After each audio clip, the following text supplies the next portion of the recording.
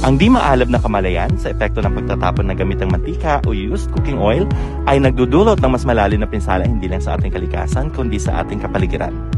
Kaya naman, isang malaking pasasalamat sa pangunguna ng Palawan Beekeepers Association of San Vicente Chapter kasama ang mga masisigasig na founders nito na sila Miss Icy Marinas at Coach Gary B.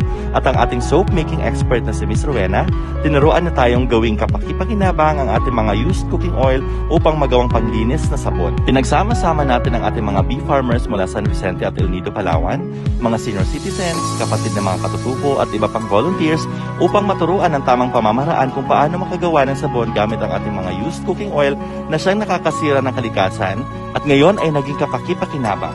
Isang malaking pagkakataon para sa ating lahat ang naibigay ng ating mga speakers upang magkaroon ng panibagong sustainable na hanap buhay. Earth-friendly na, may kita pa. Extra income? Dahil po magbibinta kayo, siyempre, you will have income additional to your living. Okay. Plus, hindi na kayo gagastos. Diba? Magawa na lang kayo. Ang daming yung demo. Tamad lang ang hindi makagagawa ng soap para sa kanila. Sa lahat ng ating mga kaibigan tumulong sa advokasyan ito, maraming salamat sa inyong walang sawang suporta. Ito pa lamang po ang simula ng mas marami pang empowerment movement para sa Pilipinas at para sa lahat. Be the change and continue pollinating goodness. Yay!